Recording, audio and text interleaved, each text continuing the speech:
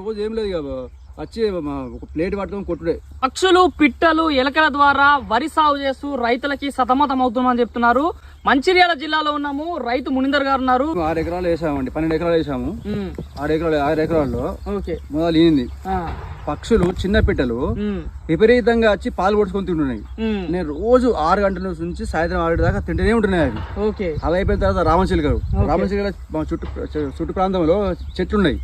ఈ గొలగలు తీసుకుపోయి ఆ చెట్ల మీద తిని మళ్ళీ తీసుకుపోతున్నాయి రామచిలుకలు. ఇక అడవి పందులకు మేము చుట్టూ సోలార్ ఫెన్సింగ్ వేసామండి. సోలార్ ఫెన్సింగ్ చేస్తే అడవి పందుల కోసం. నెక్స్ట్ ఎలుకలు కూడా వస్తున్నాయి.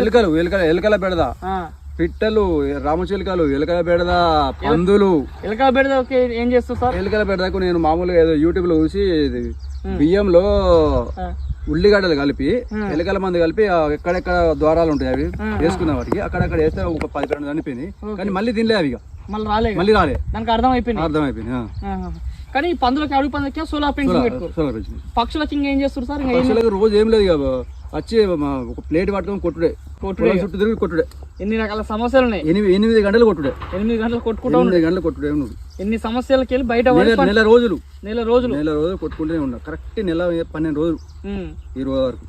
అట్లా చూసుకున్నట్టయితే పంట ఈరోజు చేతికి వచ్చింది. మరి చూస్తున్న రైతు సోదరులారా, మరి రైతు ఇక్కడ ఈ మంచిర్యాల జిల్లాలో కోతుల బెడద అనేక రకాల జీవ జంతువుల వల్ల కూడా మాకు సమస్యలు వాదిల్తున్నాయి. దాని నుంచి కాపాడుకొని రైతులు ఈ విధంగా పంటలు పండించుకుంటున్నామని మునిందర్ గారు అభిప్రాయం తెలియజేస్తున్నారు.